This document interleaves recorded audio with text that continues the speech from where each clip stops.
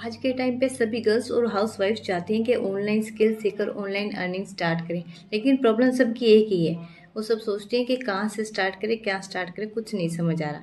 तो किसी को लगता है कि आपकी इंग्लिश बहुत स्ट्रांग होनी चाहिए, किसी को लगता है कि ऑनलाइन वर्क करने में लैपटॉप की नीड होती है।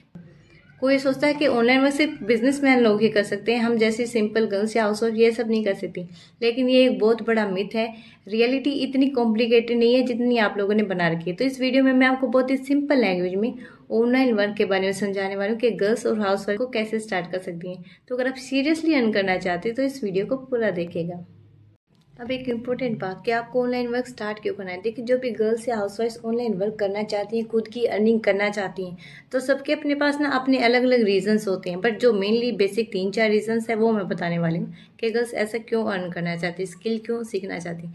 फर्स्ट है फाइनेंशियली इंडिपेंडेंट, मतलब फाइनेंशियली यानी कि फाइनेंशियल प्रॉब्लम्स में वो चाहती हैं कि हम अपने खुद के पैसों से अपने शौक पूरे करें, अपने पेरेंट्स के लिए कुछ करें, या खुद के लिए खुद के पैसों से करें, हमें दूसरों से पैसे ना मांगना पड़े, हम फाइनेंशियली इंडिपेंडेंट रहें। सेकेंड है फ्लेक्सिबल टाइमिंग, कि मतलब वो चाहते कि हम किसी भी टाइम काम कर सकें।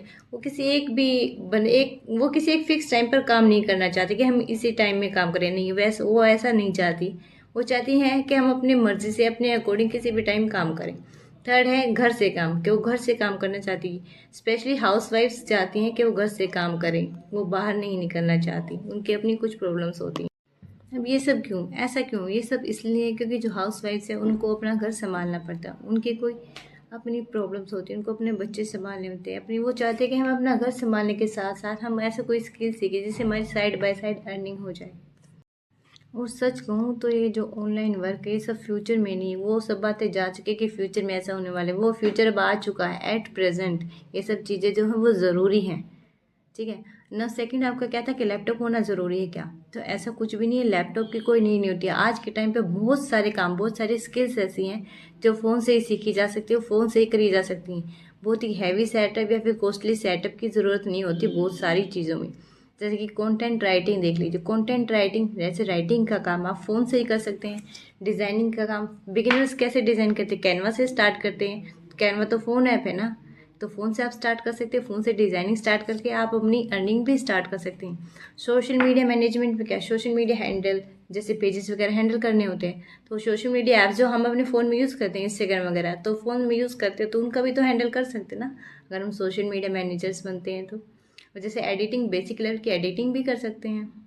जैसे एडिटिंग के लिए आप कौन सी ऐप यूज़ करते हैं? इन शॉर्ट या फिर वी एन ऐप सबसे बेस्ट रहेगी। मैं बता दूँ, वी एन ऐप आप फ़ोन से ही एडिटिंग कर सकते हैं, और बहुत ही अच्छे लेवल की एडिटिंग आप कर सकते हैं। तो इसके लिए भी लैपटॉप की नीड नहीं होगी।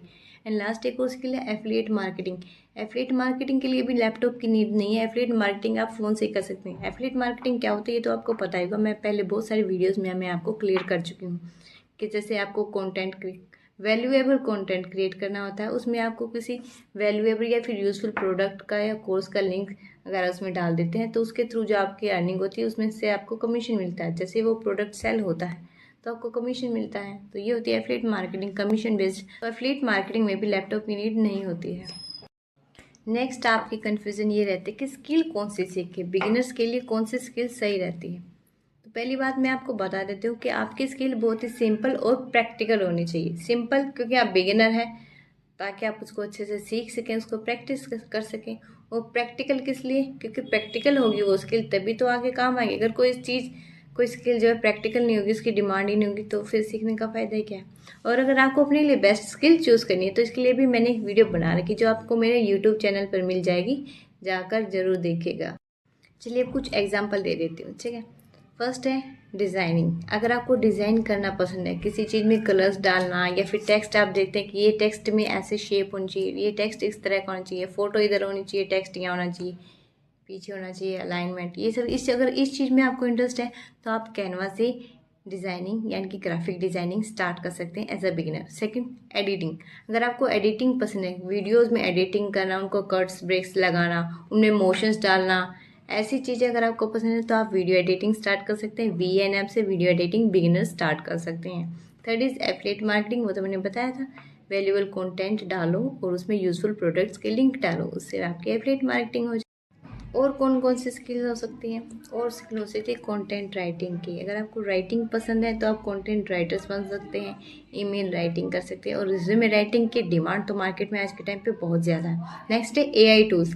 एआई टूल्स भी बहुत ज़्यादा बूम कर रहे हैं। आपको पता है आजकल एआई का ही ज़माना है, इन फ्यूचर भी एआई ही ज़्यादा बूम करने वाला है। तो आपको एआई यूज़ करना आना चाहिए, एआई टूल्स यूज़ करने आने चाहिए। And social media management, social media handles manage करने में जैसे क्रिएटर्स बढ़ रहे हैं तो उनको अपने सोशल मीडिया मैनेज करने के लिए भी मैनेजर्स की नीड होती है, ताकि कोई उनका सोशल मीडिया हैंडल मैनेज कर सके।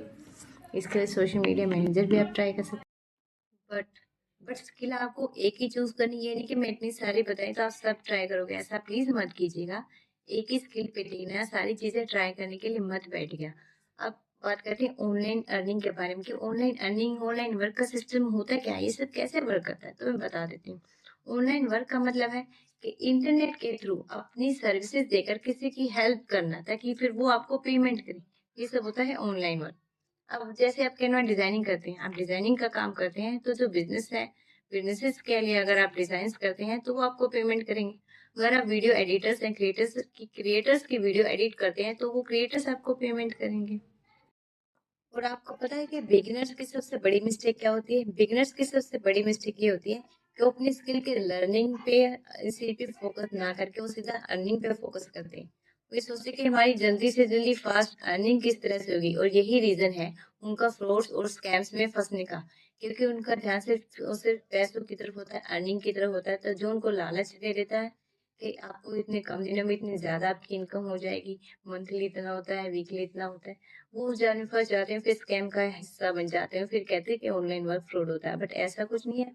आपको अपनी अर्निंग से पहले अपनी स्किल पर फोकस करना चाहिए, अपनी लर्निंग पर फोकस करना चाहिए, अपनी प्रैक्टिस पर फोकस करना चाहिए। अब मैं आपको अपने पर्सनल एक्सपीरियंस से एक चीज बताने वाली हूँ, ठीक है? ध्यान से सुनिएगा। अगर आप डिजाइनर हैं, एडिटर हैं, सोशल मीडिया मैनेज करते हैं, कोई भी आपकी स्किल है, आपको कंटेंट क्रिएटर जरूर बनना पड़ेगा। क्योंकि आप अपनी स्किल में परफेक्ट है तो भी आपको अपनी स्किल्स दिखानी आनी चाहिए। दिखाने के लिए क्या करें? आपकी फैमिली तो वो आपसे काम कराएगी नहीं, बाहर जो है वही तो आपके क्लाइंट्स होंगे ना। तो क्लाइंट्स कब बनेंगे? जब उनको आपका काम दिखेगा। तो आपको अपना काम दिखाना भी तो आना चाहिए। आप अपना जो काम करेंगे, जो भी सैंपल्स बनाएंगे, आपको अपना Instagram page, YouTube page, handles वगैरह कुछ बना के आपको वो चीज डेली कंसिस्टेंटली पोस्ट करनी पड़ेगी कि ये मेरी सर्विसेज हैं। क्रिएटर्स को, स्मॉल क्रिएटर्स को, बिजनेसमैन को, उनको डायरेक्टली जाके डीएम करना पड़ेगा, उनको अप्रोच करना पड़ेगा। तो ये सब करने के बाद ही जब वो मानेंगे, उनको वो आपका काम देखेंगे, तभी तो आपको काम मिलेगा, तभी आपकी अर्निंग होगी। तो आपको कंटेंट क्रिएटर जरूर बनना पड़ेगा। तो आज की इस बिगिनर गर्ल्स और हाउस वाइफ के ऑनलाइन अर्निंग के रोड मैप के बारे में सिर्फ इतना ही। अगर आपको इसके रिगार्डिंग कोई भी डाउट है या कुछ पूछना चाहते हैं तो feel free to comment on my videos.